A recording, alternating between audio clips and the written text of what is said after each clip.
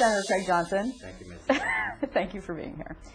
Today, you actually issued a bit of a challenge to the governor. You said that you thought it would be appropriate if since he's going down this putting cuts into budget extenders, he should put the property tax cap into the budget extender. Why did you feel like you needed to do that? Well, I think for a number of reasons. One, the Senate has passed on numerous occasions now a property tax cap, bipartisan support. Just this past month or a couple months ago, Senate Democrats put together a property tax relief package that included a property tax cap that passed unanimously. Governor Paterson has announced his support for a property tax cap.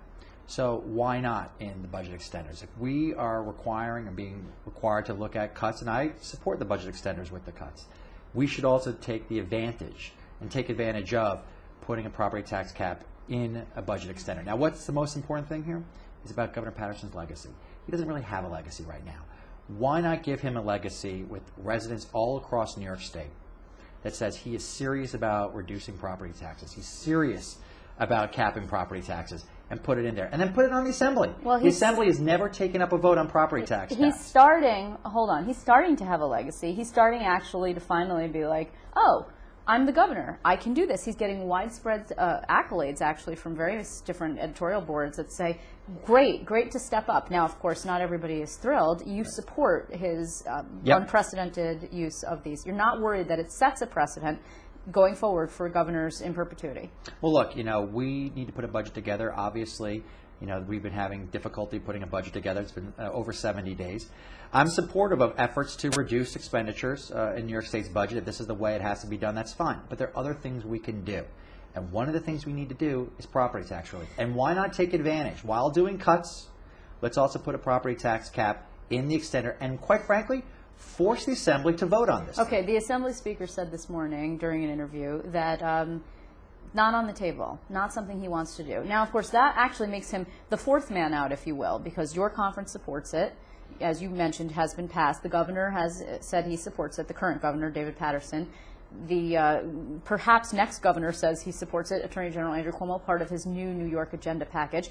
Shelley Silver, not on board. With all due respect to the Speaker, constitutionally, it's the governor that sets the table when it comes to a budget extender, not the leader of my conference, John Sampson, not the Speaker of the Assembly. Well, so who are you then to ask him to put the cap into the budget extender? I'm making a very simple request to Governor Paterson to put into his budget extender that has to be considered by the Senate and the Assembly, put a property tax cap in, because quite frankly, Governor Paterson likes to oftentimes talk the talk. Now I'm giving him the opportunity to walk the walk. Put a tax cap in, show that he's really supportive of it. The Senate, I can't imagine, we will support a tax cap. Let the Assembly have a vote on it. The Assembly's never brought it to a vote. Let's see what our Assembly colleagues, see if they support a property tax cap or not. Where's the money going to come from? Property tax cap costs $0.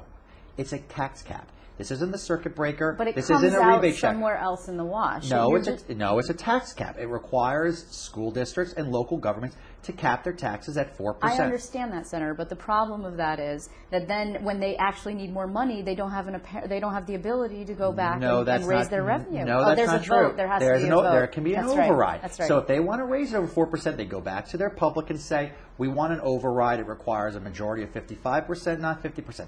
This costs New York State $0. It's very simple.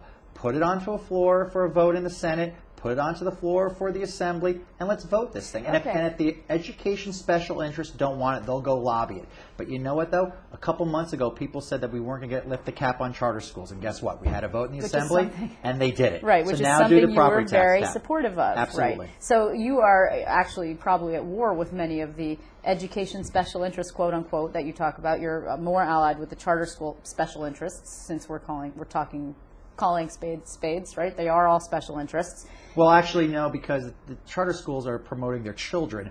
NYSIT and the UFT and the education lobbyists who seem to wander the halls more often than not are truly the special interests who pump hundreds of thousands of dollars into campaign coffers, and quite frankly have no problem putting education mailers out into my district and other people's districts. You don't think that the charter school lobby lobbies for things other than children? I think very strongly that what we need to do right now is do what we did just a couple of weeks ago.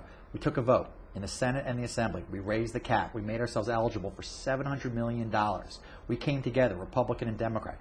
We can do the same exact thing. But what it requires is the governor to put it into his extender, and let's have a vote. Okay, do you think this is really about interests like the Working Families Party, for example, which is not supportive of a property tax cap? Well, I'm not running on the Working Families Party line. I've made that very clear.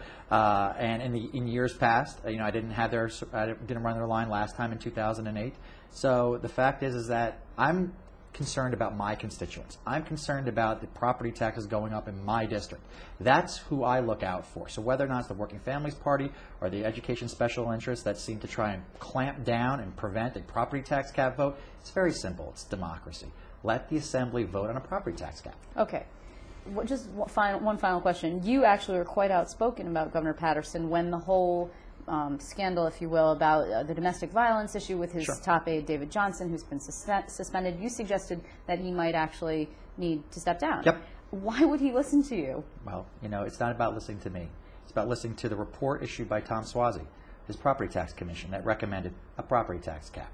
He should listen to himself. He has said numerous times he supports a property tax cap. But most importantly, he should listen to the residents of New York State, the ones who are tired of seeing property taxes go up, up, and up. What he needs to do, very simply, put into his budget extender a property tax cap, and then let the chips fall where they may. Well, you are, I think, the first senator to ask the governor to insert various different things into the budget extenders. I would not be surprised if other senators follow your lead, other assembly members follow your lead. Well, Senator Skelos had a meeting yesterday with Governor Patterson and made recommendations on particular cuts to be put in there. I'm simply following the lead of Senator Skelos, a fellow Long Islander, but now I'm asking for a property tax cap. And we will see, but thank you very much, Senator Craig Johnson. It's certainly a really interesting proposal. Thank you very much. Thank you, Liz.